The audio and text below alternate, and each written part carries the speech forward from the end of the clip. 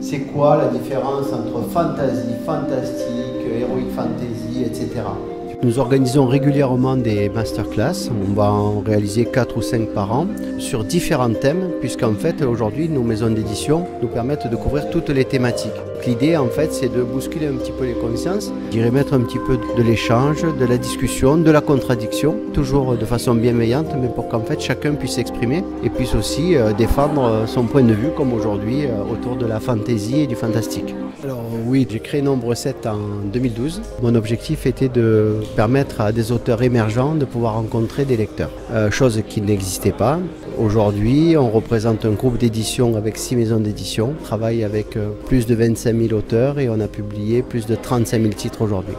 Je donne quelques idées pour lui et aussi pour son 3e livre. Il a ajouté beaucoup de culture chinoise. Et du coup, c'est moi qui fais la traduction, qui ai trouvé les sources, donné les idées à ajouter dans son roman.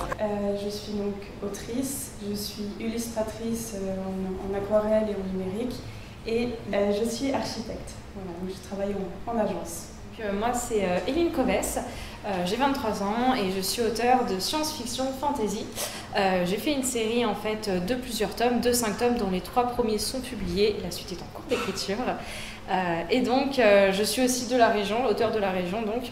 Et donc mon univers, ça va tourner autour de la fantaisie, on va avoir beaucoup de magie, ce genre de choses, et aussi on va avoir de la fantaisie, donc monde parallèle avec énormément de technologie et monde très futuriste finalement dans lequel va évoluer notre héroïne.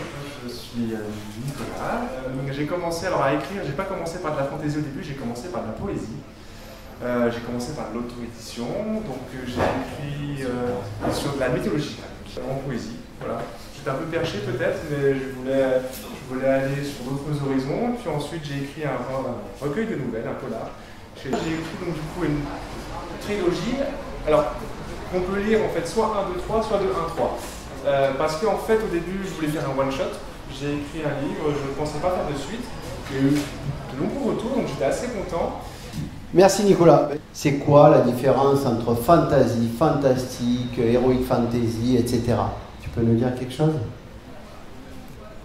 Dans la fantaisie, pour moi, la grosse différence, c'est que on a de l'imaginaire qui est vraiment assumé par les personnages, par l'univers, par l'auteur. C'est quelque chose qui est acté dans l'univers dans lequel le lecteur va évoluer.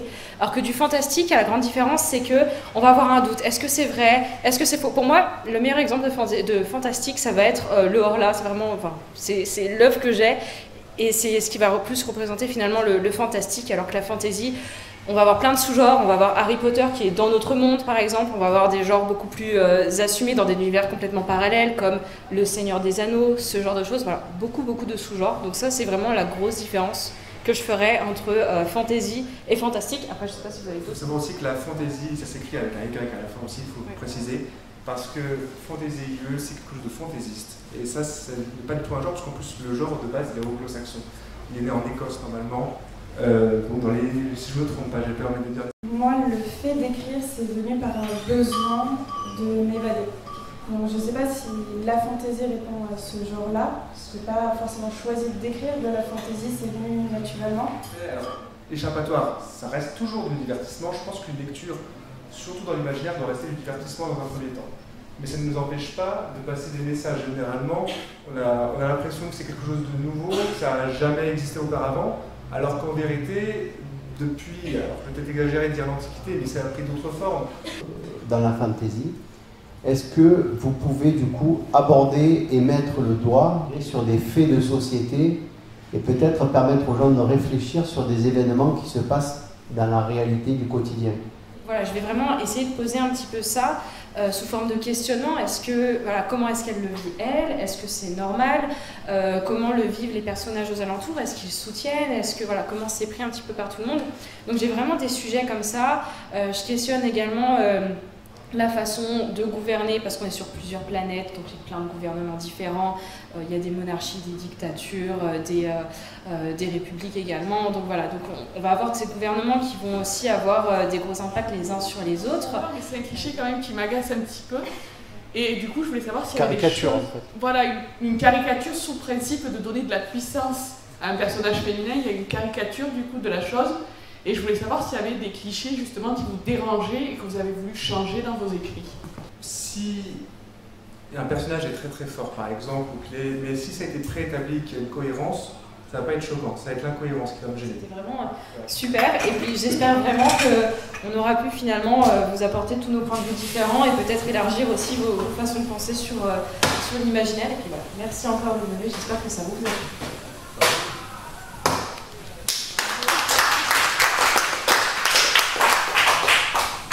Et puis je vous souhaite de bonnes lectures et peut-être de bonne écriture pour certains qui veulent se lancer.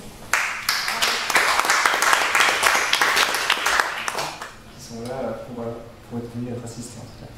Merci. Bravo. Alors forcément content parce que derrière, même si on ne va pas dire qu'il y a d'objectifs, il nous faut du monde mais on ne va pas chercher la quantité. Le but c'est qu'on trouve des personnes qui souhaitent partager derrière et qui puissent vraiment découvrir on va dire la littérature. Même si je pense, pour être honnête, que la plupart des gens qui viennent sont déjà des convaincus, on va dire, presque. Mais c'est toujours intéressant parce que dans un genre littéraire, que ce soit n'importe lequel, on a toujours des points de vue différents. Donc c'est cette confrontation qui va être intéressante. Et même si je dirais qu'on anime une masterclass, on reste quand même, je pense qu'il faut rester humble et se dire mais peut-être qu'un lecteur peut nous apporter quelque chose derrière aussi. C'est-à-dire qu'au départ, vous mettez votre univers, vous le construisez. Vous mettez toutes les règles que vous voulez, s'il n'y a pas d'apesanteur, si on peut maîtriser l'eau, la terre, le feu, on peut faire tout ce qu'on veut. Mais à partir du moment où vous avez donné les clés d'entrée au lecteur, il faut le respecter. Parce que si vous sortez du contrat, le lecteur il n'y croit plus. Des sujets pour vraiment ce qui touche à la construction de mon univers et pour les aventures de mes personnages, je vais me laisser aller, effectivement, je vais faire un petit peu ce que je veux. Mais pour certaines choses, comme par exemple, voilà, vu qu'on est sur des gouvernements, ce genre de choses, je vais aller vraiment me renseigner de façon historique sur les technologies aussi. Moi, voilà, je suis une grande scientifique dans l'âme, donc je fais vraiment des recherches pour aller extrapoler quelque chose de réel au départ. Pour moi, il n'y a pas de règles parce que vraiment, il y a plein de genres de fantasy différents. Je pense que déjà, la première chose, c'est de savoir ce qu'on veut écrire. Est-ce qu'on veut faire passer des messages en particulier? Est-ce qu'on veut écrire pour le plaisir, pour le lecteur? Et ça va nous orienter vers différents genres de fantasy finalement. Donc pour moi, ce serait vraiment la seule règle.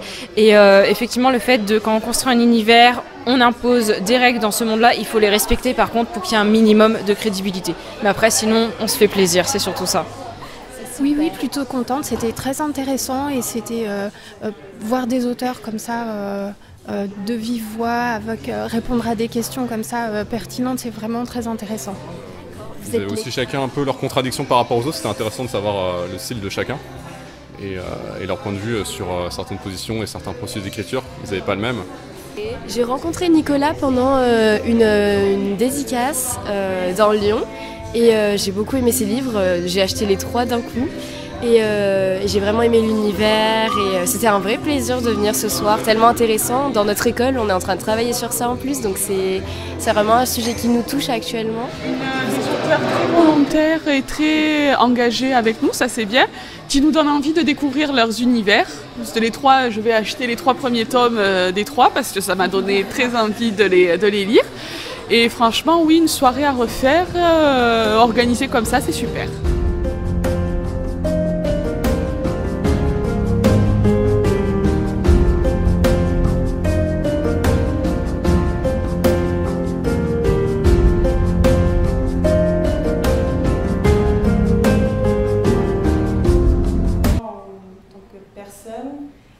Je suis donc autrice, je suis illustratrice en aquarelle et en numérique et mon métier principal, parce que ça c'est tout ce qui est à côté, je suis architecte. Voilà, donc je travaille en agence. Voilà. Je te laisse. Bonsoir à tous, ravie d'être ici avec vous ce soir également. Donc moi c'est Éline Covès, j'ai 23 ans et je suis auteure de science-fiction fantasy. J'ai fait une série en fait de plusieurs tomes, de 5 tomes dont les 3 premiers sont publiés, la suite est en cours d'écriture. Et donc je suis aussi de la région, l'auteure de la région donc. Et donc mon univers, ça va tourner autour de la fantaisie, on va avoir beaucoup de magie, ce genre de choses, et aussi on va avoir de la fantaisie, donc monde parallèle avec énormément de technologie et monde très futuriste finalement dans lequel va évoluer notre héroïne.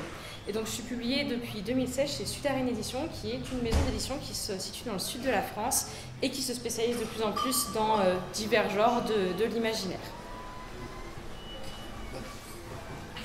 Alors du coup, moi je suis Nicolas. Il y a aussi dans la page, je ne peux pas non plus l'oublier, Clélie. qui a pris part au fur et à mesure des aventures dans l'aventure littéraire, m'a rejoint entre-temps. Les rencontres, voilà, c'est ainsi. Et j'ai commencé alors à écrire, j'ai pas commencé par de la fantaisie au début, j'ai commencé par de la poésie. J'ai commencé par l'auto-édition, donc j'ai écrit sur de la mythologie grecque, en poésie. Voilà. J'étais un peu perché peut-être, mais je voulais aller sur d'autres horizons. Puis ensuite j'ai écrit un recueil de nouvelles, un polar, chez l'édition Spinel, mais c'était pas forcément bien passé. Et puis j'ai eu la chance pour autant de rencontrer donc, du coup, Christophe, donc d'édition Nombre 7, et qui me proposait donc, mon premier contrat avec mon éditeur. Donc c'est vrai que c'était une grosse fierté derrière, et puis surtout qu'il y avait ce côté relationnel. C'est souvent quand on est auteur, quand on est au début, qu'on a vraiment besoin, c'est pas que de la visibilité, mais surtout avoir ce côté hebdomadaire, d'avoir quelqu'un en fait, qui nous indique tout simplement qu'est-ce qu'on doit faire, comment démarcher, tout simplement d'aller tout simplement parler, faire un pitch de son univers. Et donc du coup, pour en revenir sur l'univers, j'ai écrit donc du coup une trilogie, alors qu'on peut lire en fait soit 1, 2, 3, soit de 1, 3. Parce qu'en fait, au début, je voulais faire un one-shot, j'ai écrit un livre, je ne pensais pas faire de suite. Il y a eu de nombreux retours, donc j'étais assez content. Et par la suite, j'ai donc écrit le deuxième et le troisième, avec quelques références toujours, donc dernier un peu asiatiques, parce que c'est vrai que j'ai cette opportunité aussi de parler de références asiatiques, c'est très peu connu du milieu asiatique, donc nous ma compagne, lui c'est là qui m'a guidé, qui m'a donné quelques anecdotes, parce que c'est vrai que c'est toujours intéressant. Et je pense qu'on en reparlera un peu plus plus tard, en tout cas. Il y a d'ailleurs les livres qui sont de tous les auteurs ici présents et autrices pourront en parler. Et je pense que, d'après, je pense que vous avez parlé de votre univers, on a de la fantaisie, certes, qui est mise en avant, un peu de science-fiction. Finalement, fantaisie, science-fiction, mais tu en parleras mieux que moi, ça c'est sûr. Moi, je ne suis pas du tout spécialiste science-fiction. Fantaisie, j'ai eu la chance de dire, j'ai presque terminé le deuxième tome. Donc de fantasy, de la dark fantasy, plein de sous-genres. Peut-être que vous avez des questions sur ça aussi, sur ce thème de fantasy.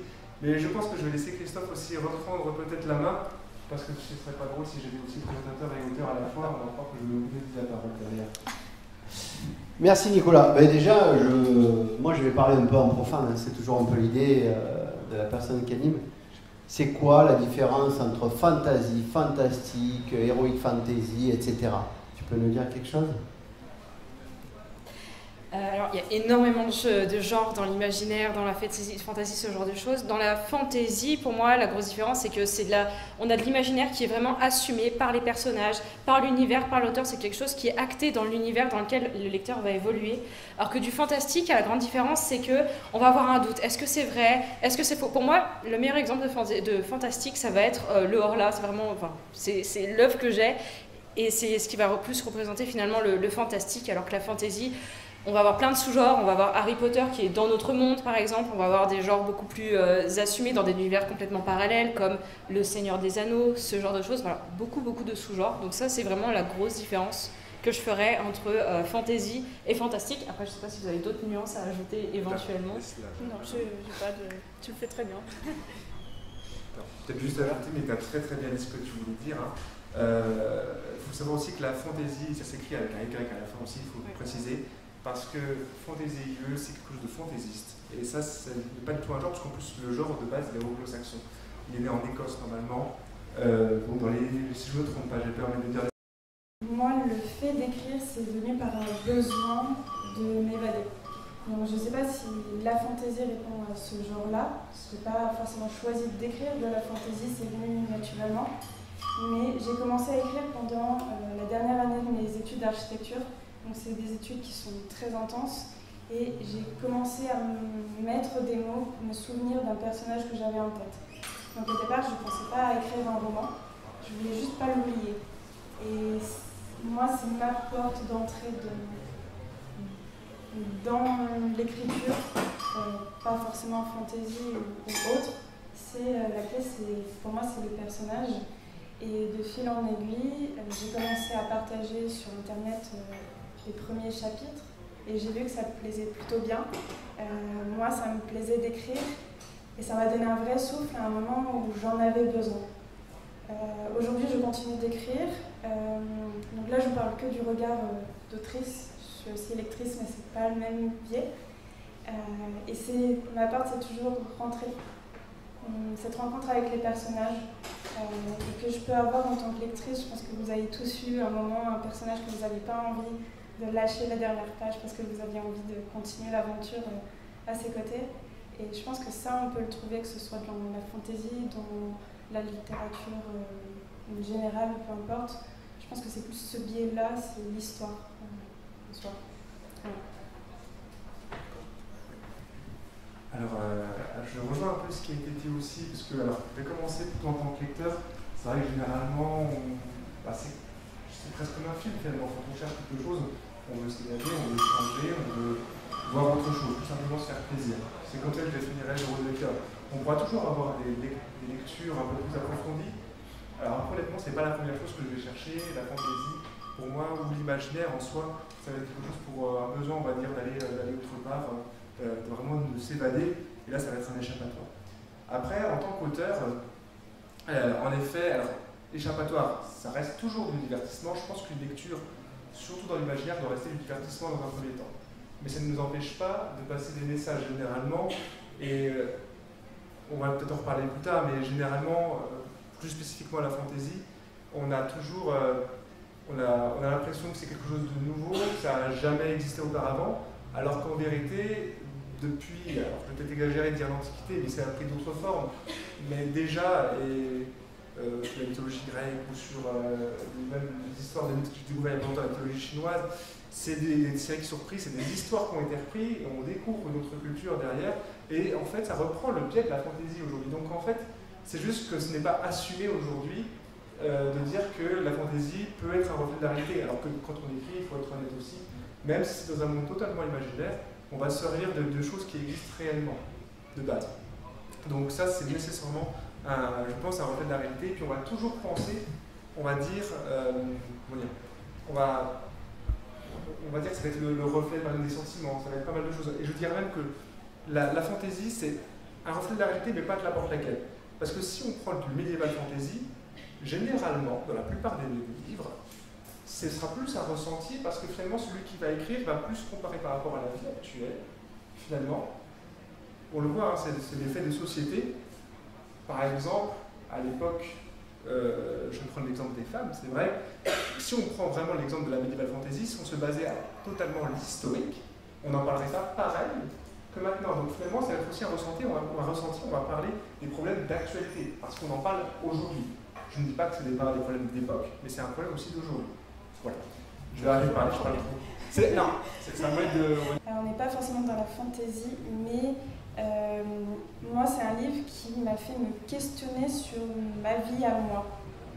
Donc là aussi, on est dans l'imaginaire, et ça a amené à me questionner de choses réelles dans ma vie quotidienne.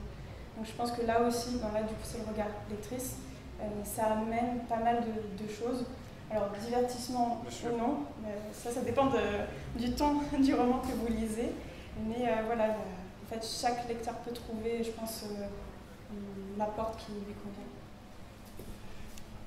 Merci. Moi, je vais rebondir sur quelque chose que vous avez évoqué, mais un petit peu de façon subliminale. Est-ce que, je crois que Nicolas l'a évoqué un petit peu plus, est-ce que le fait d'aborder des sujets d'abord dans la fantaisie, est-ce que vous pouvez du coup aborder et mettre le doigt sur des faits de société et peut-être permettre aux gens de réfléchir sur des événements qui se passent dans la réalité du quotidien.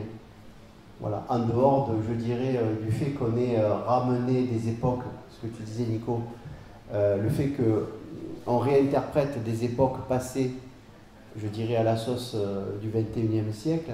Est-ce que, ma question est la suivante, est-ce que le fait de pouvoir aborder, est-ce que vous abordez des sujets en heroic fantasy et dans vos genres pour lesquels vous souhaitez que votre lecteur puisse avoir une réflexion particulière, et notamment concernant un fait ou un événement de société? Alors peut-être l'avantage que j'ai dans mon univers, c'est que c'est un univers qui se déroule de nos jours et qui est très moderne avec cet aspect science-fiction. Donc c'est peut-être un peu plus simple aussi pour moi que pour vous qui êtes peut-être dans d'autres genres de fantasy d'aborder des sujets de société actuelle. Et effectivement, moi je m'en sers très clairement. Je passe des messages sur beaucoup de choses parce que c'est un univers parallèle qui est peuplé d'humains qui sont certes différents des terriens mais qui fonctionnent un petit peu de la même manière. Il y a beaucoup de questions sur, voilà, mon héroïne elle vient de la Terre, et elle découvre ce monde parallèle où ce sont des gens qui ont des pouvoirs, sont plus forts, sont plus intelligents, etc.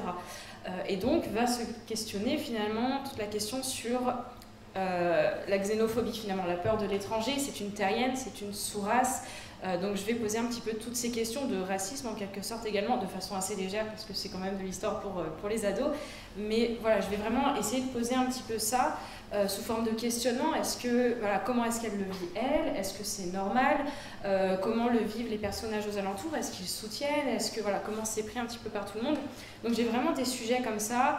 Je questionne également la façon de gouverner, parce qu'on est sur plusieurs planètes, donc il y a plein de gouvernements différents, il y a des monarchies, des dictatures, des républiques également, donc voilà, donc on va avoir ces gouvernements qui vont aussi avoir des gros impacts les uns sur les autres, donc on va questionner aussi un petit peu tout ça.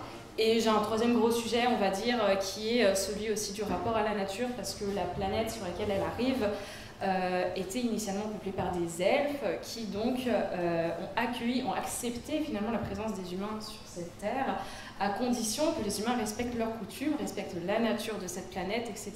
Donc on va avoir aussi quelques questions sur l'écologie par exemple, sur le respect de la nature et sur, vu que j'ai un côté SF, comment est-ce qu'on peut faire cohabiter beaucoup de technologies, beaucoup de monde, des grosses villes, ce genre de choses, avec la nature et sans dénaturer la planète qu'on avait à l'origine. Et c'est vrai que ce sont beaucoup de sujets que j'aborde tout au long des tomes, disséminés par-ci par-là. On a des petits éléments dans le tome 1, on creuse un petit peu plus le sujet dans le tome 2, etc. Et donc oui, très clairement, je me sers de sujets très actuels finalement dans mon univers.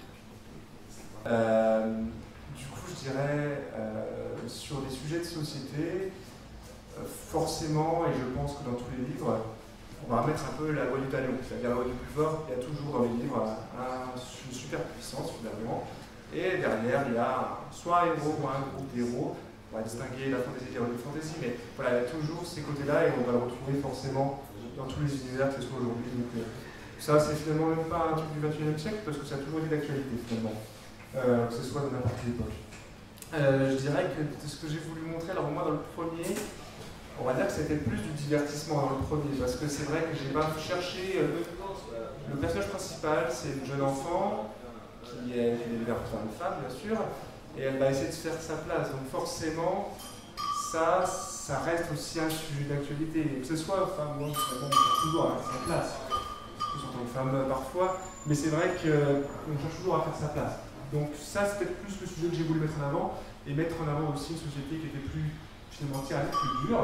Vous la savez parfois, d'ailleurs, ce que j'ai dit, c'est plus de la dark fantasy que de la fantasy, parce que ça se rapproche plus de la réalité finalement. Les héros, il n'y a jamais de bien ou de mal en fait. Il y a toujours des décisions, des choix qui sont faits et qui vont influencer derrière, on va dire, les personnages, les décisions politiques, géopolitiques, voilà, que sais-je. Et en tout cas, voilà, cette partie-là dans le 1 et dans le deuxième, j'ai pris l'angle, même si ça reste toujours comme du divertissement, la religion finalement, parce que c'est vrai que n'importe laquelle, j'ai voulu prendre l'exemple de l'Inquisition à l'époque, où il y a en fait un culte qui veut remplacer le nouveau par l'ancien. Donc forcément, ça ne plaît pas, et malheureusement, c'est des sujets qui sont d'actualité, malheureusement, et qui ont toujours existé. Et j'essaie de le remettre en avant quand il y a une nouvelle, on va dire, souvent un monothéisme qui arrive, qui veut remplacer facilement ce qu'il y avait d'ancien, alors que parfois il n'y avait rien à remplacer du tout. Et puis dans le dernier, je me suis inspiré plus, on va dire, de l'Asie. Donc là, je voulais plus montrer une culture qui était très peu méconnue en Europe. Et on peut très très bien en parler à travers des écrits derrière. Et ça reflète d'un autre monde finalement, parce que l'Asie c'est encore autre chose. C'est rien que dans l'actualité, c'est un autre univers, donc on découvre en fait. C'est aussi un sujet de découverte. Et on peut prendre conscience aussi du monde en fait qui nous entoure tout simplement. Je vais arrêter de parler là, je laisse Floriane parce que du coup je parlerai. On va suivre différents personnages qui ont une place dans la société. Donc en fait, là ce que je réemploi, c'est le système de caste et de hiérarchie. Et au-delà de ça, dans cette ville, il n'y a pas d'humains, c'est que des peuples, soit inventés, soit tirés de différents éléments dans le jeu de rôle. Et en fonction de sa naissance, c'est celle-là qui nous positionne dans la société. Et même au-delà de ça, il y a un peuple qui, en tant que femme, on est situé plus haut qu'en tant qu'homme. Enfin, homme, voilà, dans cet univers, il n'y a pas d'homme. D'ailleurs, le mot homme n'est pas utilisé. Donc voilà, ça c'est vraiment le nœud de mon roman, c'est-à-dire les rapports de force qu'on peut avoir entre les personnes et questionner sa place. Qu'est-ce qui fait que si on est en haut, la position qu'on va avoir n'est pas celle forcément dominante, c'est pas forcément celle qu'on aurait souhaité, et comment faire pour se décaler d'un pas et changer les choses. Je pense que ça c'est la ligne directrice de mon roman et de ce que j'ai voulu transmettre, le rapport entre les gens. Ça revient au personnage en fait tout à l'heure. Et je vais toujours essayer de nuancer, et ce que je vais essayer de faire aussi, c'est que ça va pas être un méchant qui va avoir le point de vue opposé au mien. Je vais toujours mettre des personnes du même camp également pour vraiment instaurer également un débat au sein du livre en fait sur ces sujets-là, parce que c'est pas parce qu'on les pousse qu'on a raison et ou qu'ils doivent prendre le pas sur les autres sujets. Bon, je sais pas si c'est quelque chose que vous faites aussi ou pas. Je suis d'accord. Vas-y. Tu as passé parler tout à l'heure. Oui, je te rejoins. Dans mon roman, c'est un point de vue multiple, c'est-à-dire que chaque chapitre, vous suivez le point de vue d'un personnage. Et le fait qu'il soit dans des positions différentes dans la hiérarchie, ça me permet de travailler justement ces points de vue différents. Et autant on a Arkane, qui est un personnage, c'est un faune, il est tout en bas de la hiérarchie. J'avais beaucoup d'empathie pour lui, c'était très facile d'écrire de son point de vue. Et le pendant opposé, c'est Aileen, qui est une fée, donc elle est tout en haut, et en plus c'est une princesse. Donc elle n'a pas du tout le même regard qu'Arkane, et là dans l'écriture, c'était difficile de me mettre dans sa peau parce qu'il fallait que je la rende beaucoup plus dure que ce que le premier jet. Elle devait avoir un regard raciste, des idées bien ancrées, etc. Et donc le premier jet, elle était trop douce. Donc la réécriture, ça m'a permis de... allez Floriane, c'est bon, tu vas, Aileen, elle a son caractère et il faut le marquer. Donc voilà, je te rejoins beaucoup dans ce fait-là de... il faut sortir de qui on est nous pour pouvoir proposer un panel de personnages qui fait que l'histoire est beaucoup plus riche à mon sens parce qu'elle amène d'autres regards et à se questionner. Aileen, on ne l'aime pas au départ, mais on comprend pourquoi elle a ce regard. Aileen, pas Aileen. C'est à vous de un peu de la construire après avec nous, c'est ça le but derrière. Et généralement, quand un lecteur donne des avis, ou en tout cas des retours, ça nous aide à avancer sur d'autres choses après derrière. Donc je pense que tous les auteurs vous diront ça en tout cas. Oui. Est-ce que dans le cadre de vos univers, des fois, pour aborder ces différentes thématiques, le fait d'être dans un univers de l'imaginaire, ça a pu vous poser des contraintes? Ou au contraire, ça a pu faire émerger des facilités pour gérer des éléments que vous vouliez mettre en avant dans ces personnages ou dans ces univers?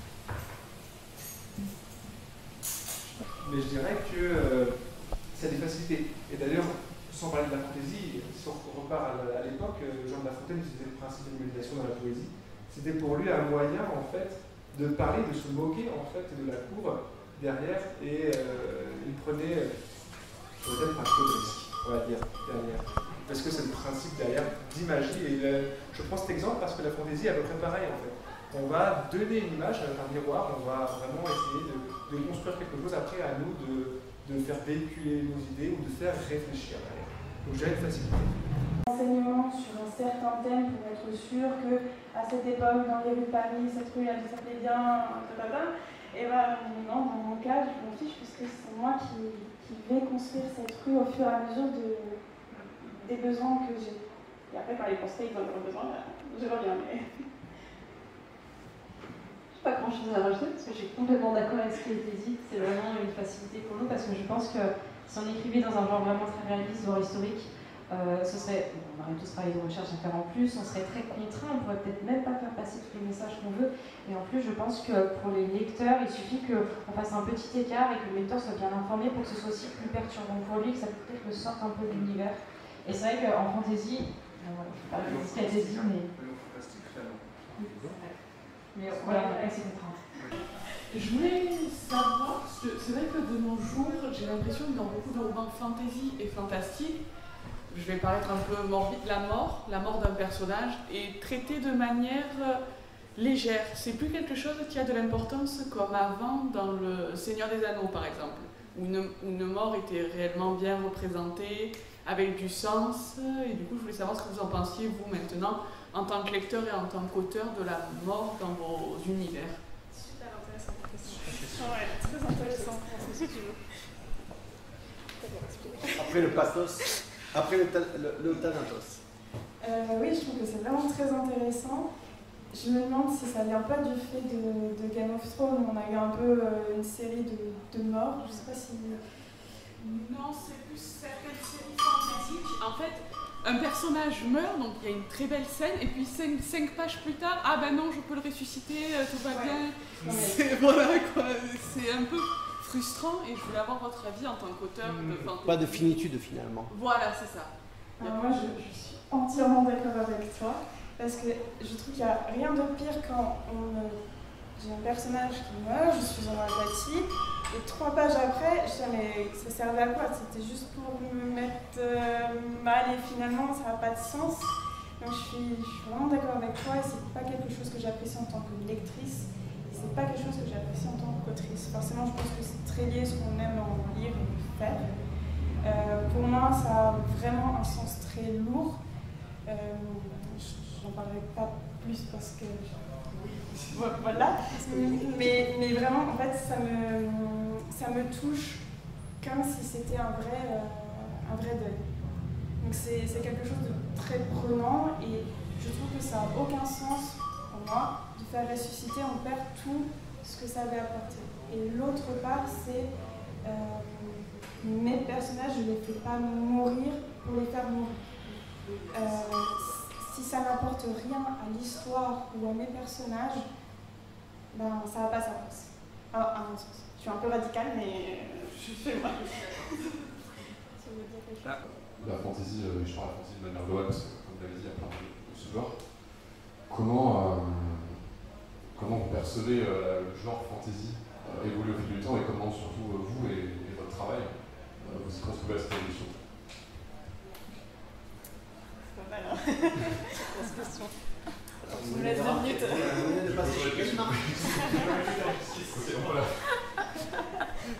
Comme je dis, la fantaisie, ça existe depuis le temps. Ça évolue au fil du temps. Comment vous percevez le genre évoluer à travers ce que vous lisez ou même à travers ce que vous écrivez?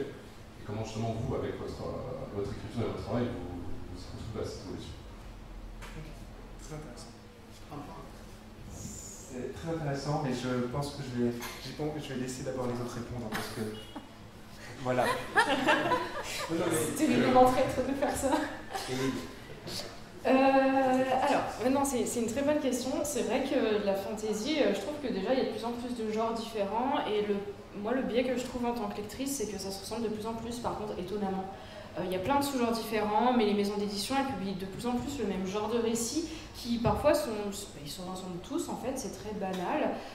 Et tu te retrouves en fait avec des histoires que tu as déjà lues 15 fois, mais juste le nom des personnages change, du lieu change. Moi, c'est l'évolution que je ressens en tout cas en tant que lectrice. Et en plus, autour de ça, c'est un délire sur l'objet livre où les maisons d'édition vont vraiment mettre un accent sur la beauté du livre plutôt que sur l'histoire qui est dedans. En fantasy, en tout cas, c'est ce que je retrouve de plus en plus souvent. Et moi, dans ma façon d'évoluer, d'écrire, comment j'ai contribué à tout ça, j'avoue que c'est une grosse question quand même. En fait, je me pose pas la question quand j'écris, juste moi j'écris ce qui me fait plaisir, j'ai envie de faire passer les messages que j'ai envie de faire passer. Moi, je suis dans l'évolution de mes personnages et j'ai pas l'impression, peut-être que c'est le cas inconsciemment, mais j'ai pas l'impression d'être plus influencée que ça par cette évolution de genre en fait ces derniers temps. Ce qui va beaucoup m'influencer par contre, c'est tous les sujets de société qu'on a actuellement qui vont fortement m'influencer et qui vont me faire dire ah mais il faut vraiment que je parle de ça, c'est important de nos jours, je suis dans un monde moderne, ce serait bien que j'en parle un petit peu. sans toutefois forcer le trait, me forcer à mettre des messages qui ne correspondraient pas à mon univers. Mais j'avoue qu'en tant qu'auteur, j'ai l'impression d'être assez détachée de ça et je ne sais pas vraiment de quelle manière je contribue à cette évolution, à part dans des sujets modernes et plus actuels. Oui. C'est difficile pour moi en tout cas de répondre parce que je pense que j'ai pas assez de recul sur la littérature en général. On va dire ça fait un peu plus de 10 ans que je lis de la fantasy et je pense que c'est pas assez pour voir le genre évoluer. Et par contre, moi je suis pas d'accord dans le sens où je trouve pas que ce soit tout le temps les mêmes schémas. Je pense que ça dépend de quel genre on va chercher. Peut-être que dans le young adulte, ou plutôt littérature jeunesse, on va retrouver des thèmes récurrents. Mais si on va dans la fantasy plutôt orientée adulte, je pense par exemple à Le nom du vent de Patrick Rothfuss, complètement différent d'autres genres. Je pense au Salaud gentilhomme, qui est une histoire de voleur dans la fantasy. En fait, moi je pense pas qu'il y ait un schéma. Enfin, je pense qu'on peut trouver vraiment tout son panel. Et quant à l'évolution, donc là, les deux auteurs que j'ai cités, donc c'est des auteurs américains et anglais, il me semble, qui sont contemporains. J'ai pas de recul par rapport à la littérature d'avant. Le Seigneur des Anneaux, on en parle beaucoup, mais il a posé les bases. Ce qu'on lit aujourd'hui, c'est différent. Est-ce que c'est mieux ou est-ce que c'est moins bien? Ça, je pense que ça dépend plus de sa sensibilité. Et quant à l'impact que je pourrais avoir moi, c'est trop... je suis personne. Je suis toute petite avec mes romans. J'ai pas cette ambition de changer les choses. Par contre, peut-être le point actuellement qu'on voit plus, c'est de la représentation de toute personne. Donc je pense des personnes qui ont des orientations sexuelles différentes, qui ont une sensibilité différente. Là, actuellement, je suis en train d'écrire un livre où mon personnage principal a 8 ans et je pense, parce que c'est une rencontre avec le personnage, donc c'est lui qui me parle, c'est très abstrait, mais je pense que ce personnage a des traits autistiques. Voilà. Je dis que je pense, je prends des pincettes parce que je ne l'ai pas analysé. Mais voilà, je pense qu'aujourd'hui, on a peut-être plus de représentation dans la littérature en général que ce qu'on pouvait avoir avant. Est-ce que c'est des questions qu'on se pose aussi aujourd'hui? C'est très profond ce que tu as dit, c'est tellement vrai. Après ça va être dur de... non, Pour le petit déjeuner, pour nourrir sa famille. C'est un cliché, moi, qui m'agace. C'est sous forme de girl power, mais c'est un cliché quand même qui m'agace un petit peu. Et du coup, je voulais savoir s'il y avait des choses... en fait. Voilà, une caricature sous principe de donner de la puissance à un personnage féminin. Il y a une caricature, du coup, de la chose. Et je voulais savoir s'il y avait des clichés, justement, qui vous dérangeaient et que vous avez voulu changer dans vos écrits. Donc, de façon synthétique, donc, est-ce que vous luttez contre les clichés à travers vos ouvrages et contre les caricatures? Et est-ce que le fait d'écrire vous permet de lutter contre ces clichés et ces caricatures? C'était bien compréhensible. C'était très bien, ouais. Alors, personnellement, j'ai pas commencé à... Okay. J'ai pas compris. Une minute. Ok. Moi personnellement, juste pour contextualiser peut-être un petit peu, j'ai commencé à écrire quand j'avais 7 ans cette histoire-là, que j'ai abandonnée parce que j'avais pas la maturité pour, et je l'ai repris au collège. À 10 ans, j'ai passé 2 ans à faire un scénario, et bref, je l'ai terminé quand j'avais 15 ans. Donc à ce moment-là, j'avais aucune notion de s'il y avait des clichés en fantasy ou pas. Donc j'avoue que moi personnellement, j'ai pas commencé à écrire pour ça, et mon premier tome, peut-être qu'il y a peut-être des clichés effectivement, parce que je m'en rendais pas compte à cet âge-là, j'avais pas du tout le recul. Maintenant, dans les tomes que j'écris à présent, effectivement, j'essaye de faire attention à ça, de rétablir les petites erreurs que j'avais pu faire notamment au début. Et après, j'ai d'autres histoires en dehors de cet univers qui ne sont pas publiées, et dans ces histoires-là, effectivement, je pars sur d'autres genres et j'essaye vraiment de faire des histoires originales pas reprendre le scénario super classique avec voilà, le vieux mentor qui meurt rapidement, enfin bref, ce genre de choses. J'essaye d'éviter, mais plus sur mes récits finalement plus actuels, pas sur les premiers bouquins, parce que j'ai pas ce recul. Sur le premier livre, il n'y a pas forcément un cliché que je voulais débunker. Il y avait plus une espèce, les faunes, que je voulais mettre en avant parce que je n'en avais pas assez dans ma littérature. Et je vais te répondre plutôt sur le nouveau roman que je suis en train d'écrire avec ce petit garçon de 8 ans. Souvent dans la fantasy, quand on a des personnages masculins ou féminins, peu importe, de cet âge-là, ils sont très intelligents, très développés, très matures. Et ça, c'est quelque chose qui me dérange parce que c'est très rare, une personne comme ça, ou alors c'est quelqu'un qui a un QI développé et qui, du coup, socialement, n'a pas forcément les codes. Et c'est plutôt ce côté-là que je vais mettre. En fait, c'est la sensibilité masculine que je vais aller chercher dans cette histoire. Alors, c'est une très bonne question. Moi, ce que je dirais, c'est que si un personnage est très très fort, par exemple, mais si ça a été préétabli qu'il y a une cohérence, ça ne va pas être choquant, ça va être l'incohérence qui va me gêner.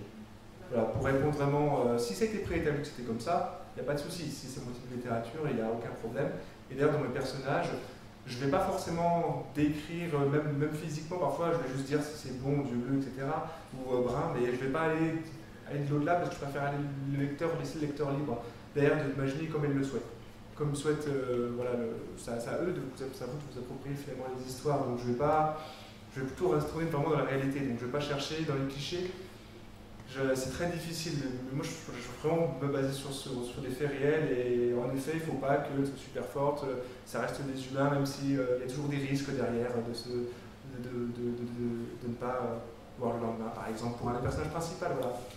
Et peut-être pour tout ce qui est cliché, pour finir sur ta question, je dirais que ce qui représente le mieux, c'est ce qui s'appelle la light fantasy.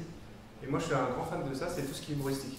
C'est comment se moquer de la fantasy. Et là, on va plutôt retrouver les clichés, en fait, qu'on a, où, par exemple, on a Gandalf qui fait « vous ne passerez pas », et voilà, ils se moquent de lui. Je pense à Vox Machina, je ne sais pas si ça vous parle, qui est très très bien. Je suis un grand fan de cette partie. C'est une série, mais je crois que c'était aussi un livre avant, et il se moque, en fait, de la fantasy et de ses clichés. Et on va plus le retrouver ici, c'est très difficile, comme disait Eline. Et il faut même de savoir, et surtout de décrire les produits si on est dans le cliché ou pas. Qui est à l'origine du livre Watchmen, qui a été adapté au cinéma sous les films. Et dans cette masterclass, il disait que dans le process d'écriture, lui, il imaginait le personnage de manière tellement intense que lorsqu'il écrivait, ça arrivait que ce soit le personnage qui prenne vie et qui contrôle un peu l'histoire. Et je ne sais pas si vous, c'est un process que vous avez vécu durant vos livres. Vous pouvez peut-être commencer à répondre. Donc, voilà, je vais faire très simple. J'ai perdu la question, je suis désolé. Est-ce que c'est ton personnage qui prend le pouvoir quand tu écris, oui. ou est-ce que c'est toi qui écris? Alors, je dirais que forcément, le personnage a une importance, c'est qu'on commence à s'y attacher, même pour l'histoire. Donc, forcément, tu vas considérer, tu vas même t'amuser en fait, avec les personnages derrière, même si tu es maître de ton histoire. Et parfois, le lecteur va te faire sentir que celui-ci, tu as même parfois les lecteurs qui vont essayer de faire vivre à tout prix ton personnage et va te prendre le dessus, même parfois sur toi, en fait, en tant qu'auteur. Après, moi, dans les principes, je me dis qu'il faut que je le fasse d'avoir plaisir. Parce que si je me fais plaisir, ça va pas forcément plaisir au lecteur. Donc, si par mégarde, voilà, un personnage change, tant pis pour les lecteurs, on va dire, je me fais plaisir avant tout, mais je pense que je ne vais pas dire tant pis parce que finalement, quand on prend le plaisir d'écrire et que le personnage devient aussi intense aussi, prend forme, finalement, je pense que le lecteur va le ressentir, il va aussi apprécier ça. Parce que justement, le piège, c'est que parfois, quand le personnage principal est considéré comme un personnage, quand l'auteur a un point de vue narratif, finalement, il ne va pas aller dans l'histoire même. Je dirais que ça devient une littérature commerciale comme plein d'autres. On peut l'approcher peut-être très très bien, mais finalement, je pense que c'est très important que les personnages aient un impact sur l'auteur. Moi, par exemple, pour un des personnages, sans dévoiler, je me suis inspiré, il s'appelle Charlie, je me suis inspiré de ma compagne plutôt. Donc forcément, il y a encore tout un plus d'impact derrière quand on va écrire les personnages. Alors moi, c'est quelque chose qui m'a surprise quand j'ai commencé à écrire. Donc, je vous disais tout à l'heure que je pars à la rencontre des personnages, c'est-à-dire que je ne les connais pas avant. C'est le processus d'écriture qui me fait comprendre. Et ben ça m'arrive aussi. Ça arrive que le personnage prenne le contrôle et qu'il aille vers une direction que je n'avais pas anticipée au départ. Et je pense que ça fait partie de la façon de créer. C'est quand tu es dans le flow, le processus d'écriture, et ben, il y a le moment où ça t'entraîne. Et après, il faut prendre le recul et savoir, ok, est-ce que la direction qu'il m'a donnée, elle me convient, ou non, ça ne va pas du tout et ça ne peut pas cadrer dans l'histoire. Et c'est là où tu fais ton travail d'auteur, de diriger. Moi, par exemple, le premier chapitre, on a Arcane, donc voilà, et il devait se faire rejoindre par son meilleur ami. Et son meilleur ami, ça s'est transformé en sa sœur. Un personnage qui ne dévoilait de nulle part, que je n'avais pas du tout prévu et qui a pris une importance énorme dans tout le roman. Et je ne l'avais pas prévu du tout. Sans surprise, ça m'est arrivé aussi, du coup, plus d'une fois. C'est vrai que, en plus, moi j'ai grandi avec mes personnages littéralement de mon adolescence jusqu'à maintenant, donc vraiment j'ai des vrais. Enfin, je veux dire, je les considère presque comme des vraies personnes entre guillemets, mais vraiment quand j'écris, je vais être émotionnellement avec eux, et je pense que c'est tout ça aussi qui va permettre ou induire finalement cette chose de on va anticiper ce que vont faire les personnages alors qu'on l'avait pas prévu. Personnellement, j'avais une scène, par exemple, j'avais deux personnages qui devaient se disputer à la base. Après, la conversation a commencé à tourner, je me suis dit, bon, bah, ils vont fondre en larmes, mais finalement, pas du tout. Ils ont fini juste à ne plus se parler. Il y a eu une rupture de conversation entre eux, et je m'y attendais pas du tout. Et en fait, j'ai lu justement un article là-dessus il n'y a pas très longtemps. Bon, enfin, je me souviens pas des détails exactement, mais c'est un vrai biais en fait du cerveau, et c'est quelque chose qui nous arrive à tous au quotidien. C'est comme, vous voyez une balle arriver vers vous, et vous allez faire ça alors que la balle va passer finalement assez loin. Vous allez anticiper le mouvement.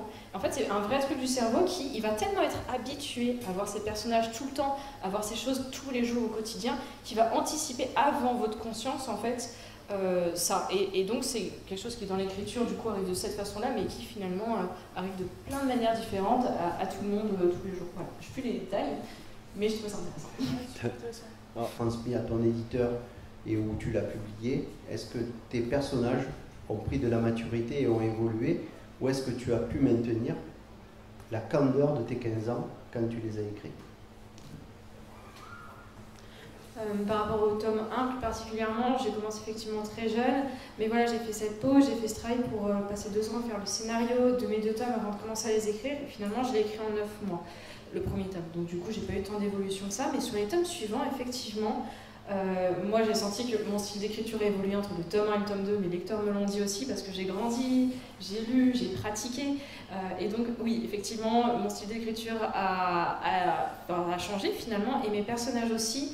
Mais aussi la spécificité, c'est que voilà, mes personnages ils prennent 1 an par tome, donc ils sont obligés de changer, même si même si je les écrivais à la foulée, mes personnages auraient été obligés de changer. Mais c'est vrai que par contre, leur façon de penser a un petit peu grandi avec moi, ils vont se rendre compte de choses dans notre monde qui, voilà, le premier tome c'est un peu le monde des bisounours, c'est un monde magique, c'est génial, et puis après ils se rendent compte qu'il y a plein de petits défauts en fait chez eux, chez les autres, c'est ce monde qui n'est pas si génial que ça.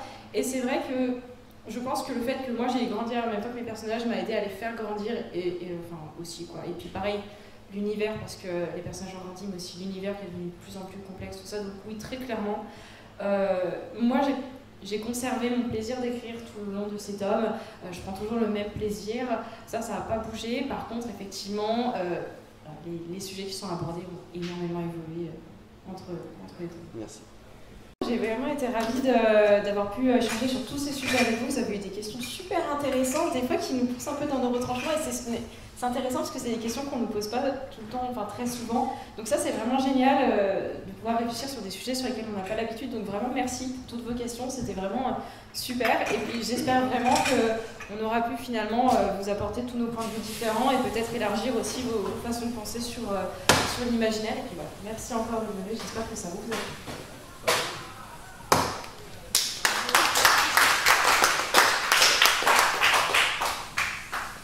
Merci beaucoup pour votre attention et vos questions, vraiment, ça a été hyper intéressant de savoir, je trouvais que c'était des sujets très précis et très intéressants, et puis je vous souhaite de bonnes lectures et peut-être de bonne écriture pour certains qui veulent se lancer.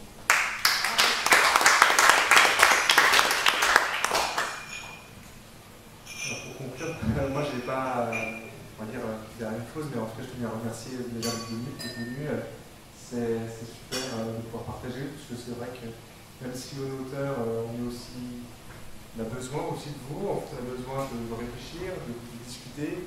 Et c'est vrai que parfois, quand tu poses des questions qui imposent des contraintes, je trouve que ça devient un défi. Et c'est plus intéressant parce que ça permet de procéder à votre choix, comme tu disais, et de vraiment proposer quelque chose qu'on n'aurait peut-être jamais dit auparavant. Et c'est ce que j'ai apprécié. Puis voilà, je finis juste pour remercier aussi toutes les deux, et en tout cas d'être venus, et puis Christophe aussi pour cette masterclass. En tout cas, moi je suis très content d'être là avec vous. Puis merci aussi à Ali et vous tous aussi qui sont là pour être venus être assistés en tout cas. Merci. Bravo.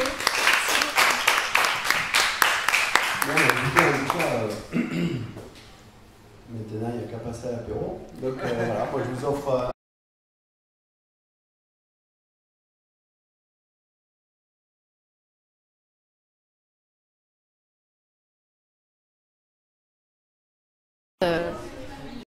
Oui, plutôt contente. C'était très intéressant et c'était voir des auteurs comme ça de vive voix, avec répondre à des questions comme ça pertinentes, c'est vraiment très intéressant.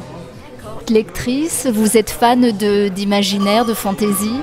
Je lis beaucoup de livres, vraiment beaucoup plus dans l'imaginaire que dans la fiction ou dans le contemporain, et donc c'est vraiment hyper intéressant d'avoir le retour des auteurs sur ces questions-là, d'avoir ce point de vue-là sur les livres qu'on a pu lire. Merci beaucoup, bonne soirée. Je peux me permettre de vous récupérer un peu vos propos sur la soirée. Qu'est-ce que vous en pensez? Vous êtes content des réponses apportées? Non, la réponse était très, très intéressante. Aussi, vous avez des questions que j'ai posées qui étaient aussi un peu c'était costaud. C'était costaud, ouais. Non, donc ouais, c'était d'avoir leur point de vue. Ils avaient aussi chacun un peu leurs contradictions par rapport aux autres. C'était intéressant de savoir le style de chacun. Et leur point de vue sur certaines positions et certains processus d'écriture, ils n'avaient pas le même. Et sachant que mon ami et moi, on est aussi en train d'écrire.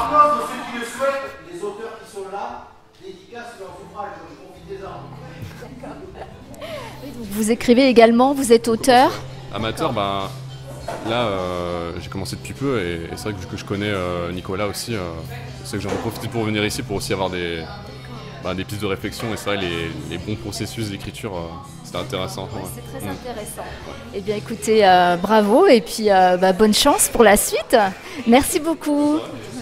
J'ai rencontré Nicolas pendant une dédicace dans Lyon et j'ai beaucoup aimé ses livres. J'ai acheté les 3 d'un coup.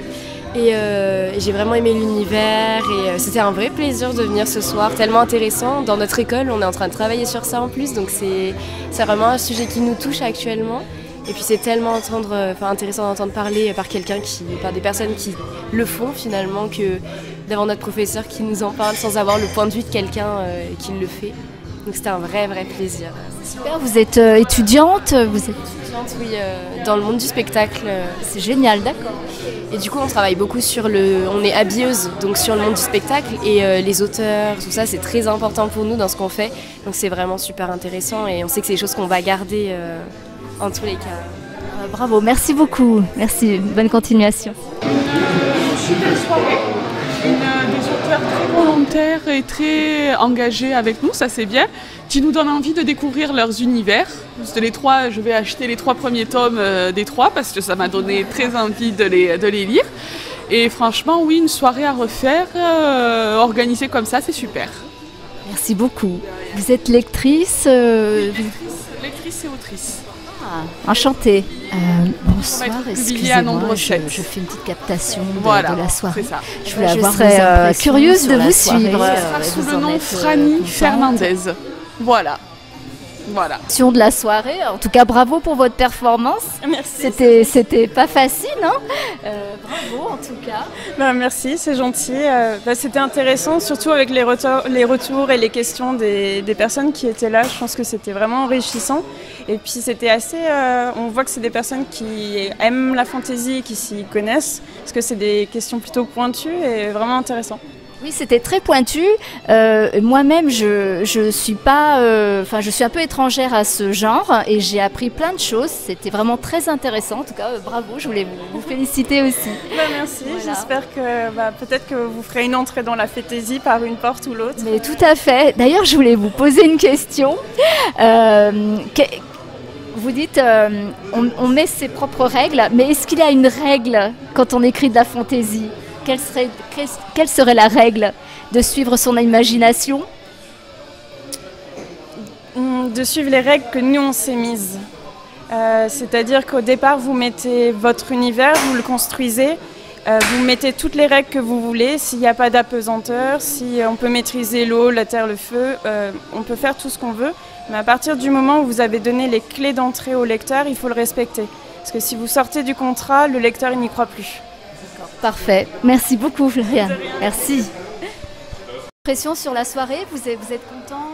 L'objectif est atteint de partager Alors forcément content parce que derrière, même si on ne va pas dire qu'il y a d'objectifs, il nous faut du monde, mais on ne va pas chercher la quantité. Le but, c'est qu'on trouve des personnes qui souhaitent partager derrière et qui puissent vraiment découvrir on va dire la littérature. Même si je pense, pour être honnête, que la plupart des gens qui viennent sont déjà des convaincus, on va dire, presque. Mais c'est toujours intéressant parce que dans un genre littéraire, que ce soit n'importe lequel, on a toujours des points de vue différents. Donc c'est cette confrontation qui va être intéressante. Et même si je dirais qu'on anime une masterclass, on reste quand même, je pense qu'il faut rester humble et se dire, mais peut-être qu'un lecteur peut nous apporter quelque chose derrière aussi. On va dire qu'on a quand on a cette mentalité-là, ça peut toujours se bien se passer. C'est comme tous les salons, on se dit toujours, la première chose qu'il faut faire, l'objectif, c'est pas de vendre, c'est d'abord de rencontrer, favoriser la rencontre avant. On ne sait jamais ce qui peut se passer. En tout cas, c'était une très belle soirée d'échange et vraiment, c'était très riche. Je suis impressionnée moi-même. Voilà, et j'ai une question je voulais savoir. Donc, on dit que dans la fantaisie, on applique nos règles. Enfin, l'auteur applique ses propres règles. Mais est-ce qu'il y a des règles pour la fantaisie? Si on veut être auteur de fantaisie, quelles sont les règles à appliquer en fait? Alors c'est une très bonne question. Je ne pense pas que ça s'applique qu'à la fantaisie. Parce qu'on a toujours des règles à avoir dans toute littérature.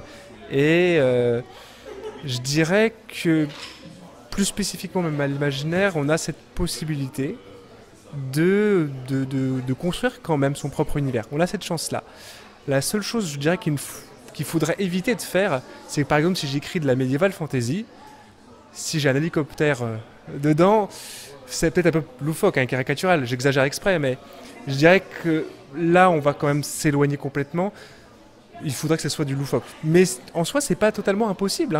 Si un auteur veut le revendiquer, ce serait possible. Mais ça va être... alors moi, c'est mon avis. Moi, je pense qu'il faut quand même garder une cohérence. Surtout si on reste quand même dans un univers qu'on souhaite, et notamment, je le prends du médiéval, il faut rester quand même cohérent derrière. Voilà. C'est ça qui est extraordinaire, c'est que on fait travailler l'imagination, mais il faut quand même une cohérence dans cette imagination, en fait. Oui, il faut une cohérence, même parfois ça ne veut pas dire que fantasy, qu'il n'y a pas de recherche derrière, parce que, je prends l'exemple de mon dernier livre, j'ai fait de la recherche de la mythologie asiatique, je ne vais pas la sortir complètement, je ne vais pas la vanter parce qu'elle existe déjà, c'est juste que le rôle de l'écrivain derrière, c'est de la réadapter et de le mettre à disposition dans son univers. C'est ça en fait le rôle premier, mais ça ne veut pas dire qu'on va complètement partir sur des choses qui sont abstraites. Mais comme je l'ai redit tout à l'heure, ça ne veut pas dire que c'est totalement impossible, on peut écrire de l'abstrait. D'accord. Et je voulais savoir, vous êtes de la région lyonnaise, c'est ça? Alors je suis de Lyon depuis 5 ans. D'accord. Donc je suis lyonnais maintenant, je me considère comme lyonnais parce que j'ai toutes mes attaches presque ici, je fais mon petit réseau et j'apprécie beaucoup la ville de Lyon. On y fait bon vivre. Et de base, je suis, on va dire, bourguignon. Voilà, alors je suis né à Rueil-Malmaison, dans la région parisienne, mais je suis resté que 3 mois. Et après, j'ai fait ma scolarité et mon enfance en Côte d'Or à côté de Beaune. Et puis après quelques voyages et quelques péripéties, parce que j'adore voyager. Je pense que la lecture et le voyage permet de nourrir un peu son imagination, justement. Et du coup, j'ai pu. Là, je suis lyonnais, je compte y rester un petit bout de temps et je me considère lyonnais. Donc, mais pas pur, c'est sûr. Certains ils vont ça se dire, fait plaisir. Je suis pas un pur lyonnais, je sais. On va dire que je suis un lyonnais d'adoption. On est très heureux de vous accueillir à Lyon en tout cas. C'est gentil. Bravo. Et une dernière question, est-ce que vous pensez écrire dans d'autres genres ou vous avez vraiment trouvé c'est le genre où vous voulez continuer à écrire dans ce genre-là? Alors c'est une très bonne question, parce qu'avant, comme je le disais, avant la fantaisie, j'avais écrit de la poésie et du polar. Et je pense quand même que j'ai trouvé mon milieu, mais c'est très difficile de viser au projeté. Je sais que je vais renforcer cet univers-là, parce que c'est mon avis, je pense que quand on a un univers, c'est dommage parfois de s'arrêter à une trilogie. Je ne vais pas dire par contre, il ne faut pas l'annoncer que je vais écrire quelque chose, c'est pas le cas, puisque le dernier est sorti au mois de mai dernier, donc il faut quand même laisser le temps, et pour moi, j'ai mis 10 ans à écrire cette trilogie, donc comme je disais, je respecte le lecteur et je me respecte aussi, donc si j'ai pas d'idée, je ne vais pas écrire. Donc là, dès que l'idée est finalisée, je vais m'y mettre, je vais, pourquoi pas, écrire quelque chose. Mais j'aimerais bien en effet renforcer cette littérature fantasy, presque un peu copiée comme on va dire Tolkien avec son anthologie. C'est vrai que c'est son rêve. J'aimerais faire ça. Pas faire du plagiat, mais j'aimerais faire ça. Et le renforcer. Et puis après, rien n'est imprévu pour la suite. On peut toujours...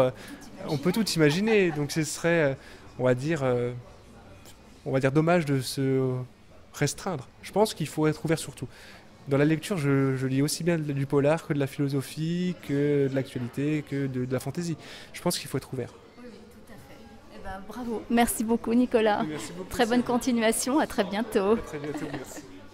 En tout cas, Eline, vous êtes de Dessines, je crois, j'ai lu, c'est ça? Je suis née à Dessines, effectivement. Ah, d'accord. Et vous habitez sur Lyon ou Je travaille sur Lyon et j'habite dans l'Ain actuellement. Ah, d'accord, ok. Eh bien, écoutez, moi, j'étais ravie de vous rencontrer ce soir. Vous m'avez appris plein de choses. C'est un genre que je ne connaissais pas du tout. Et vous êtes passionnée et ça fait vraiment plaisir. Vous nous donnez envie de lire le genre fantasy. Et je voulais vous remercier pour ça. Et j'avais vu que depuis toute petite, donc vous écrivez des romans fantasy. Donc la fantasy, vous êtes tombée dans la marmite quand vous étiez petite.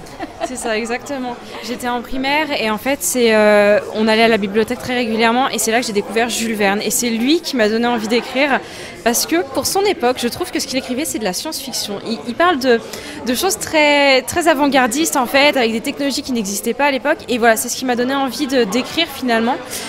Et pour le genre fantasy, c'est vraiment Harry Potter, le grand classique. Et j'ai aussi été très inspirée par Le Petit Prince de Saint-Exupéry pour le côté un petit peu plusieurs niveaux de lecture, des messages à faire passer. Voilà. Donc c'est vraiment ces trois auteurs-là, trois genres qui m'ont donné envie d'écrire. Et quand vous écrivez, vous faites des recherches avant ou non? Vous laissez aller votre imagination, ce que vous avez sur le cœur, les messages à faire passer?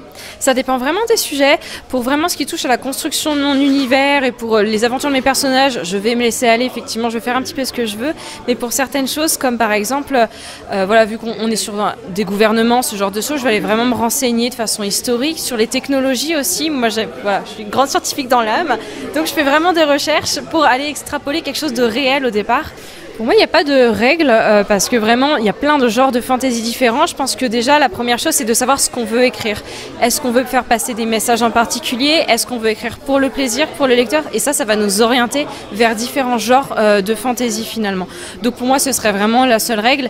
Et effectivement, le fait de, quand on construit un univers, on impose des règles dans ce monde-là, il faut les respecter par contre pour qu'il y ait un minimum de crédibilité. Mais après, sinon, on se fait plaisir, c'est surtout ça. C'est super. Alors, quelles sont vos impressions sur la soirée? Vous êtes ravis de la soirée? Ah oui, vraiment, ça a été très très bien organisé. En plus, les personnes qui sont venues étaient très impliquées, ont posé des questions vraiment super intéressantes. J'ai vraiment apprécié pouvoir échanger justement de nos différents points de vue, d'avoir aussi le point de vue un petit peu des lecteurs. Et voilà, donc merci encore pour cette soirée, c'était vraiment incroyable. Et puis, merci aussi à vous d'être venus pour nous écouter et découvrir un petit peu ce genre. Merci Eline, merci beaucoup et encore plein de succès pour vous. Merci beaucoup. À bientôt.